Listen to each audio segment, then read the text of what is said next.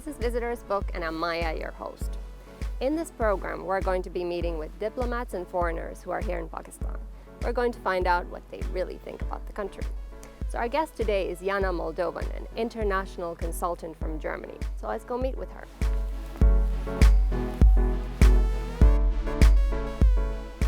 Hi Yana, so nice to see you. How are you? Hi Maya, I'm very happy to be here today. Good to hear. Thanks for inviting me. Yeah, of course, and it's such a wonderful weather today, right? Absolutely. Couldn't be in a better place. Yeah, exactly. So you've been here in Pakistan for a few weeks now, Yes. and you came to visit a friend who's also a foreigner and is working here. So what made you want to come here? Like, what did she do to convince you to come to Pakistan? Well, I didn't really need much convincing. Oh, really? To be honest. Okay. Yes, I was very excited to come to Pakistan. I actually tried to come about 2 years ago already. Really? And somehow, as life goes, things didn't work out. So now with COVID and everything that is going on in Europe, I decided it would be a perfect time to end the year on a very high note. Wow. I mean, that's pretty interesting that of all times you chose to come during this whole pandemic and it actually worked out for you. That's what my friends think too. Okay, so what made Pakistan an interesting country for you? Well, I didn't know much about Pakistan. I would say it's a bit of a wide gap on my traveling map. Right. And I did know that without even having any expectations, it would be a wonderful experience. So I really wanted to see it with my own eyes, because one thing is to read the books, to read the news, that, as we know, are rarely positive. And the other thing is to come and really meet the people face to face, spend time, kind of participate in the daily life. Yeah. What did your friend actually tell you about the country? How did she describe it to you? Well, she told me a couple of things. One was, you would be surprised by how livable Islamabad is. Yeah? Yes, she kept comparing it to any city in the US where you could just drive around. It would be very green, which it is, as we can see. And I couldn't believe it, to be honest, because in my mind I would compare it to India, to the hustle and bustle. And I must say, now that I spent 3.5 weeks here and I have seen different cities, I am positively surprised. Yeah, that's amazing. And what else was there that, I mean, although you said you didn't have a lot of preconceived notions about Pakistan, but was there anything that really surprised you after you came here? On a more serious note, I would say that the hospitality surprised me. Yeah. I did expect it, so I didn't.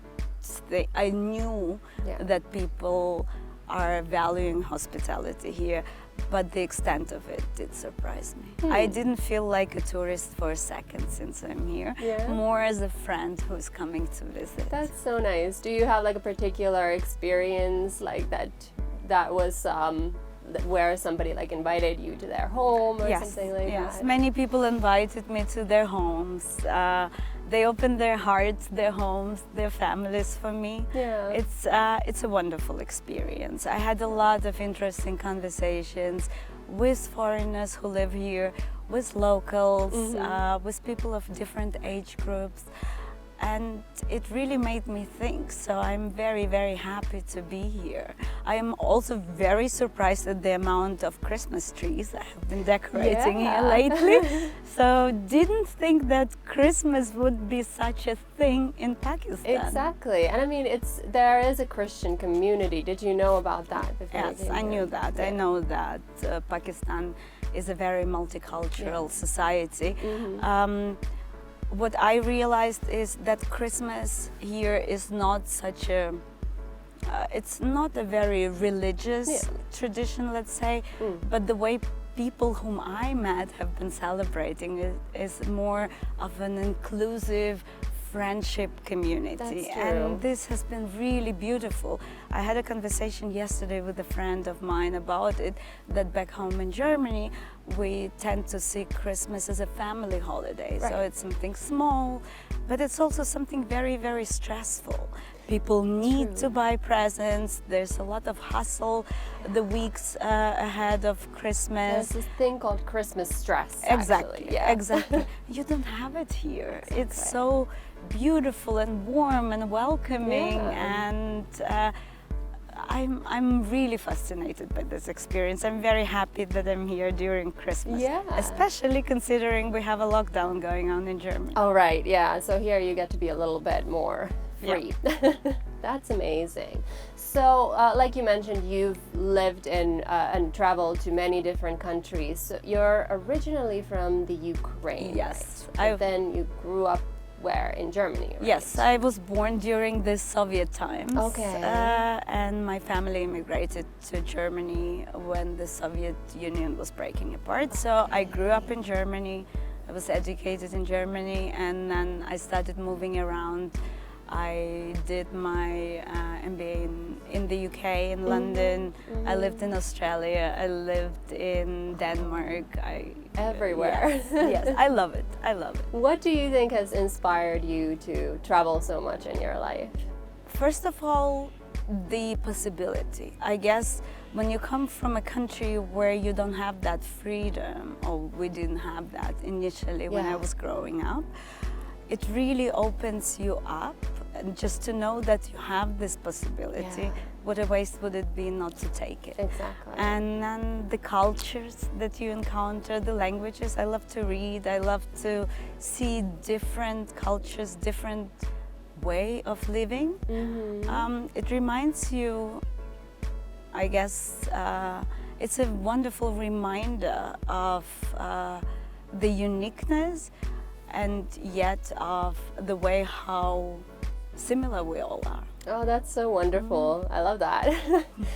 You also went to the Maldives before you did. came here. Can you tell me a little bit about that? That sounds so exciting. Well, it wasn't planned, but my friends from Pakistan were going, so I guess that also eased in my introduction to Pakistan, because we spent a week before my coming here. And it was also a way to really find a traveling solution to all the COVID madness that is going on. I wanted to be somewhere warm and just relax for a while. And how was the whole experience traveling during Corona? Like, what kind of precautions did you have to take? Were there any like difficulties on the way of getting here? Well, the COVID test was necessary. I had to take it every step of the way. Oh wow, that's a lot of tests. A lot of tests, but necessary, and I'm happy that they're mandatory. It makes makes it safer. Also, I would say it changed the way I view traveling. I guess spending half a year locked in the house. Also, this was the first time you traveled this year? It was the first time I traveled far. I did go to London, I did go to Switzerland, but it's kind of very close from Germany, so an hour, 2 hours away. But really going abroad, really going on a holiday, that was the first time. Okay, wow. And where is actually home for you now? Like, you mentioned so many places. Where do you actually live? I can't tell you. Don't know? Frankfurt is always my home. That's your home base. That's where my parents are, so I always come back there. All right. London is also home, I would say. And other than that, home is a very flexible thing for me. Home is where the heart is. Yes, home is where I feel at home at the moment. So I even extended my stay here. I was planning to stay only for a couple of weeks, and then I liked it so much, so I decided to stay longer. Oh, that's so nice. Wow. And how much did COVID actually affect your plans here in Pakistan? I mean, you said you extended your stay. It can't have like messed up your plans too bad here. Not at all. Yeah.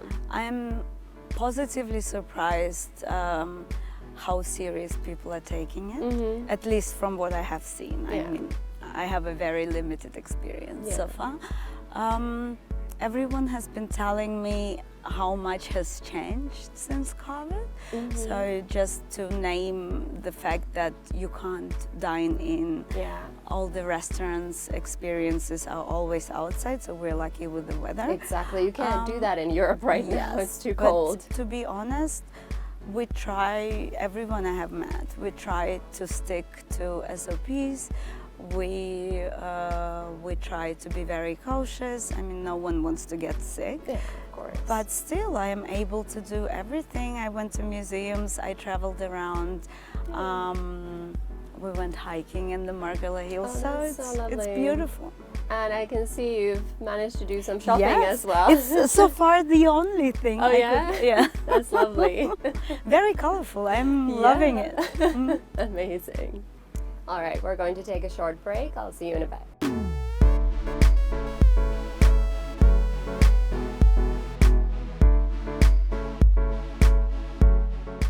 Welcome back. I'm here in conversation with Yana Moldovan, an international consultant who is visiting Pakistan. So Yana, let's talk a little bit about the work you're doing back home. Sounds pretty interesting. You're a consultant for entrepreneurs and businesses. How did you get interested in this field? Well, I have been always interested in developing healthy businesses. I have worked many years. During my time in corporate life, I have worked across countries on a lot of transformation projects. I'm very fascinated by the technological changes that are coming, and in that line also by entrepreneurship. Okay, so what did you actually study? How did you end up doing this? Initially, I started with marketing and international business as my undergrad. Okay. I did an MBA in London, and then I decided to I decided to close that corporate chapter and move on and help entrepreneurs to build businesses, help also young people, or at any stage in any country, to bring new business models, to innovate, to bring disruptive business models, and to change their own lives through that. Okay, that sounds so fascinating.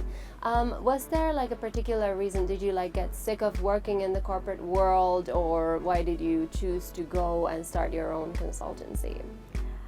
I did get sick of it at some point. I mean, it's there are different stages in life, and I felt like I have done what I wanted to do. I could have continued on that career trajectory, but decided that it's time to try something new. I like to go and find myself challenges. I like to work in fields that are not that I'm not familiar with. I'm very interested in leadership development. Therefore, also at some stage in my consulting career, I decided to find a way to balance it with problems, to balance the problem-solving skills with people skills, because I have seen time and time again, no matter the industry, no matter the culture, no matter the size of the company, at the end of the day, people do business with people. And people skills are extremely important. People don't leave companies, they go away from other people, they go away from bad management or bad leaders. So I decided to do a coaching degree as well, without ever having a plan to become a coach. It just kind of eased into it eventually when I left the corporate life. So now I am focusing on two streams mainly in my career. So on one hand, on private sector development through entrepreneurship and innovation, and on the other hand, I work with executives one-on-one and am doing executive coaching. Wow. So what type of clients do you work with mostly? Like, where do they come from and why do they seek out your services? My clients are mostly from Germany and the UK. Okay. Just because I'm very familiar with these countries and I work there. Yeah. And usually they're mid and upper management, people who have already achieved a certain career level, Yeah. who have achieved what they thought would make them happy, Yeah. and are at a stage of, well, now what? All right. Interesting. Yeah. Yeah. And then they come to you, and what kind of problems do they discuss with you? Is it that they feel a little bit lost and then you help them find a new path in their career, or what is it that you exactly help them do? Usually they know pretty well what they want to Okay. do and where they stand. They're already pretty self-aware. It depends on working with men and women is very different. Okay. So with women I have realized a lot of times it's the impostor syndrome that stands in their way.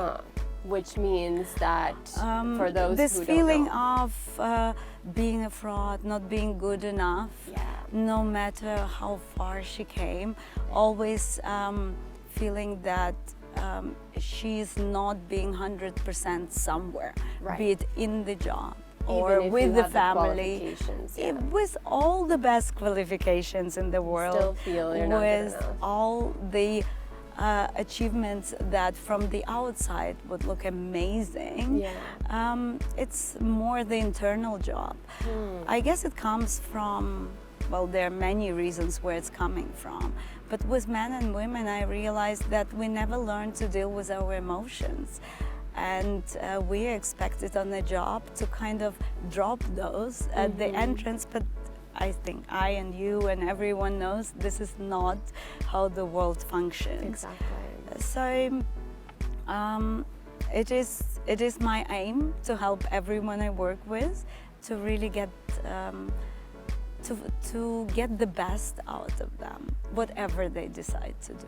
But that's fascinating. And you know, you were also among the 50 women chosen for this program in the US. Can you tell me a little bit about that? It's an annual program sponsored by Banco Santander, and they're choosing 50 women globally to send to a program at UCLA. It's an executive education program where they're focusing on future board members, on future female board members.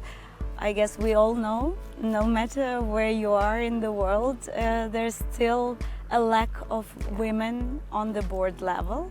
So it has been a fascinating experience, and now I have this amazing, strong network of women around the globe. We're very much in contact and still help each other out. So like a support career-wise. network. Yes, it is a career network. So what do you think should be done to encourage more women to come into leadership roles?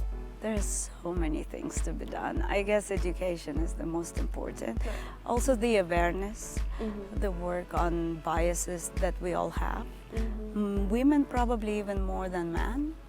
I think there are a lot of initiatives already that are happening around, and even grassroots. I have been talking to female entrepreneurs here in really? Pakistan as well. So what kind of people did you meet here, like female entrepreneurs? What were they doing? What kind of projects did they have?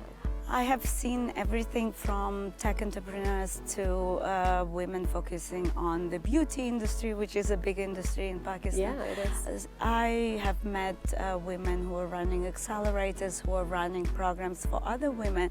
But I wouldn't really focus just on women here. I think that entrepreneurship for Pakistan is a very important topic. Absolutely. And I have been surprised by the level of the engagement that is happening. I mean, I shouldn't be surprised knowing that I think 60% of population are under the age of 30. Yeah.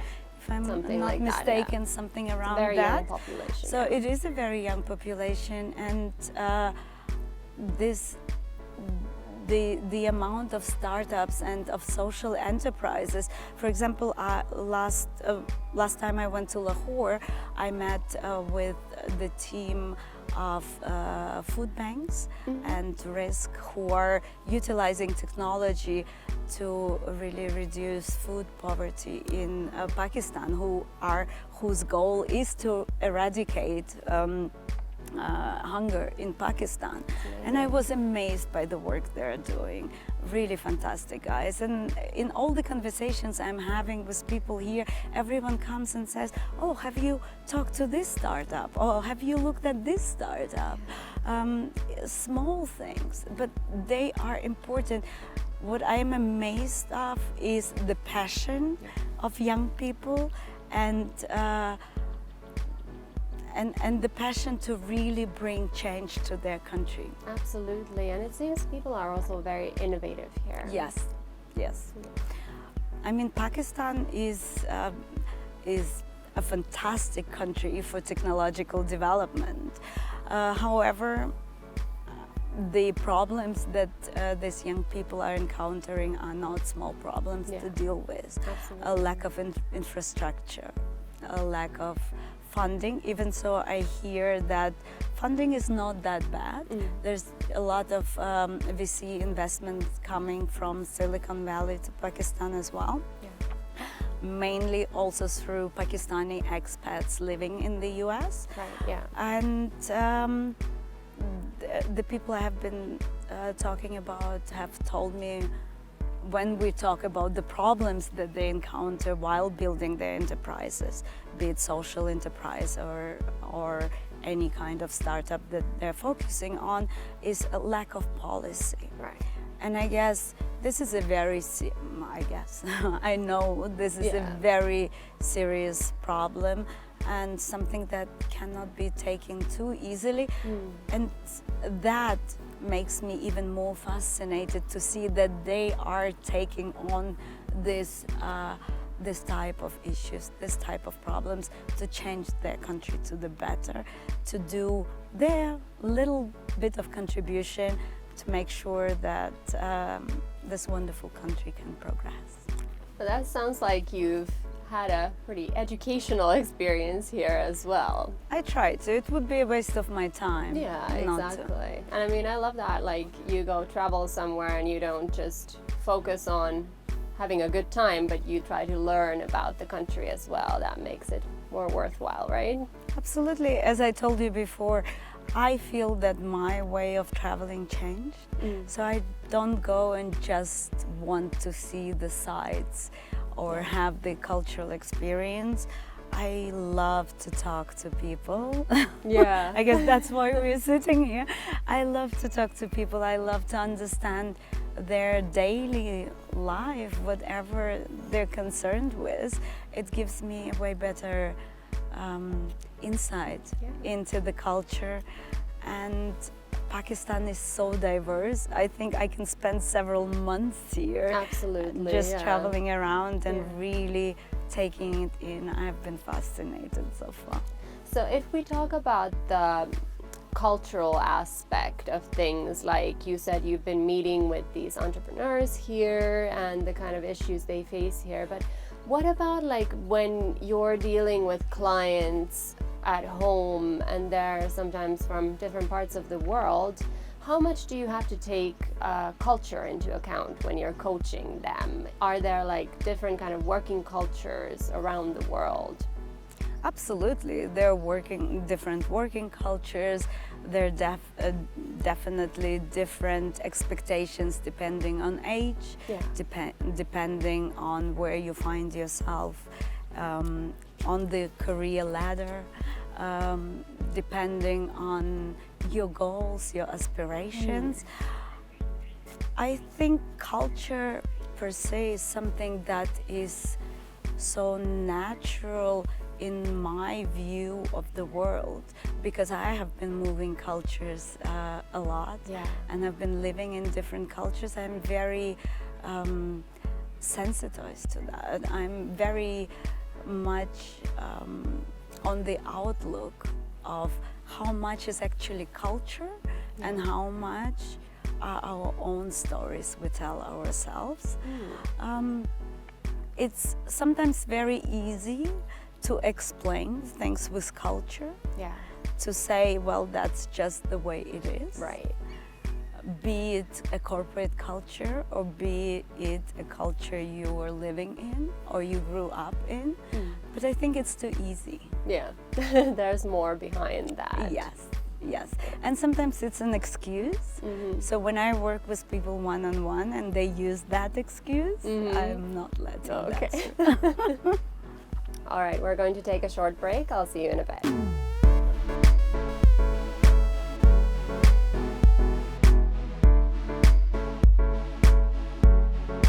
Welcome back. I'm here in conversation with Yana Moldovan, an international consultant from Germany. So you've been here for 3 weeks already, and you sound like a pretty busy person. How have you managed to take off so much time? Are you working while you're here, or how do you do it? I decided to take the time off. It was necessary after spending this amazing 2020, well, amazing, let's say, in brackets. I really decided that if I am to spend time in Pakistan, I would want to focus on that. There's so much happening. As I told you, I extended my stay, so I wouldn't really have time to work right now, and it's nice to have a vacation for once. Absolutely, and you have the holidays coming up as well. So what do you do, other than traveling, what do you do to unwind and relax in your daily life? Traveling is unwinding. When possible. I read a lot. I spend a lot of time with friends. Interesting conversations, new ideas, working on some new project. Actually, work is a way of unwinding. Work is a way of unwinding. Yes. Interesting. I guess that's when your work is your passion. Then, I absolutely love what I do, and in the moments when I realize I don't love what I do, when something is coming to an end, that's when I know, okay, it's time to move to the next chapter. So that's what I did recently when I decided to go back to university. Oh, wow. And study neuropsychology. So I recently signed up at King's in London. Wow. And it's been burning my brains. That sounds like something completely different. It is. But in a way it is different. On the other hand, it is something that is very in tune with everything else I'm doing. So be it the coaching work or be it the consulting work. I really want to understand us as human beings on why we do what we do, and also looking at all the developments in artificial intelligence and exponential technologies. Understanding humans is something that really fascinates me, because there's so many interesting topics, so much to find out, so why not? Wow, so you're basically studying this to just add to your consultancy work that you would have more. I'm studying it out of personal interest. Let's see how it will contribute to everything I'm doing, but I'm sure it will. Yeah, and who knows where that will lead you. Absolutely. So you mentioned you love to read books. Have you gotten to read any books about Pakistan or by Pakistani authors while you've been here? Yes, I have started reading books. I mean, I have a whole library now to carry back home with me in my suitcase. I just bought 6 new books by Pakistani authors, so we'll see. I can tell you more about it later down the road. But I loved to read 9 Lives of Pakistan by Declan Walsh. I think this is at the moment the book everywhere on the shelf. For me as a foreigner, it really gave me a different idea about current Pakistan, about the pop culture. I have been picking up authors that everyone recommends to me, and it fascinates me because I have never read anything by a Pakistani author before. So really looking forward to spending time on the flight back home. So you can take Pakistan back with you like that. That's incredible. What would you say has been your favorite book that you've ever read, or is that too difficult a question? There's no favorite book, Yeah. to be honest. One of the books that is a must read is Viktor Frankl's Man's Search for Meaning. Mm-hmm. I'm sure many people have read this Yeah. book, and I have given it away many, many times. It's a tiny little book, but it is so timeless. Yeah. So it's a must read for So everyone. it really impacted you. It a did. lot. It did. It surprised me. Even at business school, it was one of the recommended readings. Is it? Yes. Oh, wow. That's amazing. And I mean, I think books are such an amazing way of also gaining insight into other people's Yes. lives and their minds also. I usually like to read originals in the language it's written. Yeah. Unfortunately, this is never going to be possible for me in Pakistan. Well, English is also English is true. It's true. It's true. It's also an official language here, although Yes. it's only for I a small wish minority. I could speak Urdu as you do to read Maybe some one poetry, day. but Yeah. yes. But I think there's also translated poetry that you can find. So let's talk about your travels here in Pakistan. I mean, how much of the country have you managed to see in this relatively short period of time you've been here? Well, I've been to Lahore a couple of times. Yeah. I am fascinated. The old city of Lahore, it's so breathtaking. Isn't it? Yes, it's just, it sets you back centuries, and I couldn't get enough of it. I would love to go back a couple of more times and really spend more time in Lahore. I love the city so much. Yeah. I also went to Taxila, Okay. Wow. so learned a lot about the Indo-Greek times. That was very interesting for Did me. you know about the Buddhist history of Pakistan when you came here? Well, I have heard of it, but as you know, in Europe we definitely are not getting enough information on the culture of this part of the world. And this is something that I realized this time around, that so much history has been Exactly. happening here that we never really learned about at school. Exactly. That's so funny because, you know, most of the history that we're taught in Europe at schools is very Eurocentric, I feel. It is. Which is a shame. Yeah. And I think it also shapes the way Westerners view the rest of the world. Yeah. This being said, I would also, what I realized while going around the sites and taking in the history, so much has to be done in Pakistan. Yeah. There is so much history, and the tourism is still to be developed. Yeah. I really wish for Pakistani people to realize what an amazing country they have, how rich it is, and to take pride in it, and to take pride in it by conserving the history they have. I must say that a couple of times I was surprised that it wasn't taken that seriously. Yeah. I mean, there's like people, I mean, the government is trying to promote tourism, but what do you think are the main obstacles in the way of Pakistan becoming like a major tourist destination? Well, this is a big question that I probably cannot answer because I don't have that insight in the political situation in Pakistan. However, from my little experience so far is to really think also from the perspective of a foreigner who comes to these sites. Yeah. Many things are not thought through, or at least not executed properly. Yeah. So you have a wonderful museum, but everything around it, how to get there, Right. how The to get infrastructure. a English-speaking guide who would really tell you an interesting story. Yeah. That is Exactly. something that's still to be thought about. And I think tourism is a fantastic opportunity to bring more people into the workforce and to give them jobs. So Absolutely. why not?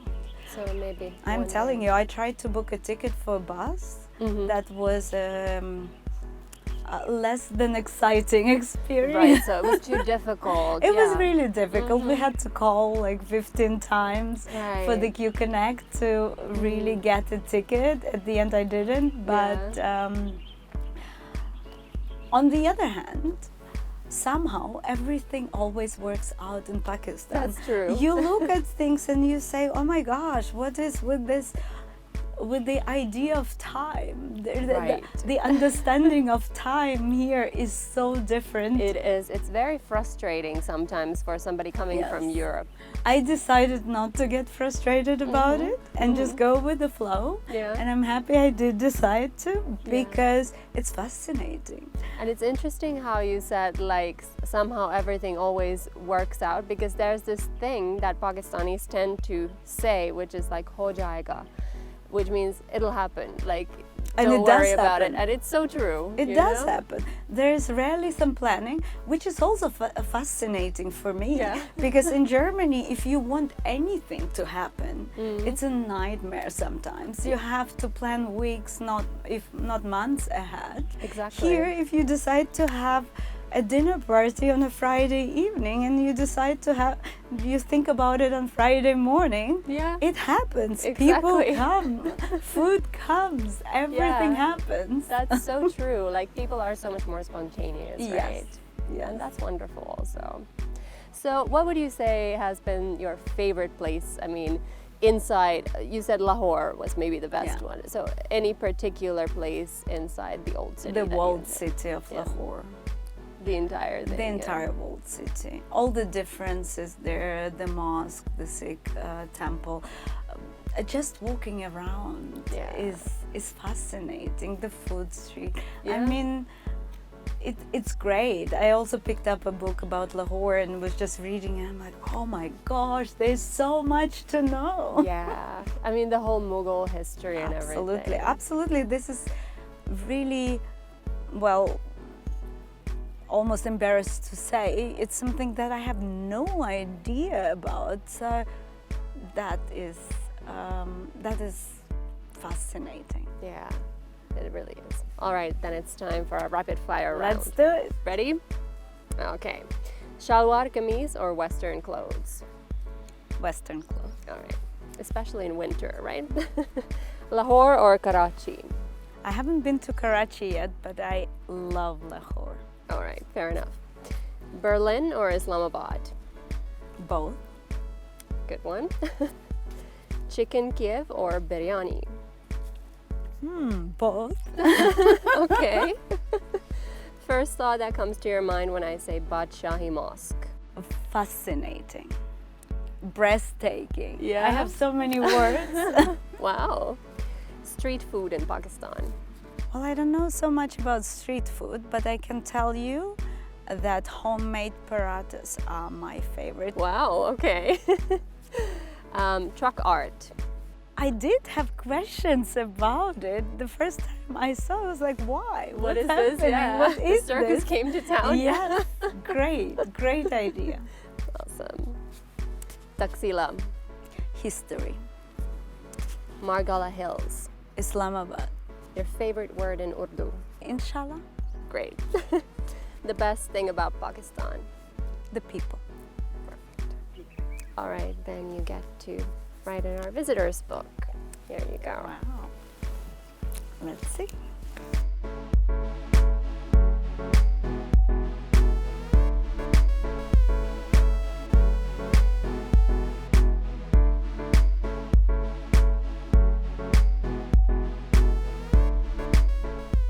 All right, let's see what you wrote. Pakistan won my heart. Thank you for welcoming me to your beautiful country. Already looking forward to my next visit. That's wonderful. I do hope you get to come back soon and get to see a little bit more of the country that time. Thank you for being on the show. Thank you very much. Thank you. That's it for today. Please join me again next week, and don't forget to follow us on our social media accounts at indus.news. Stay home, stay safe. Goodbye.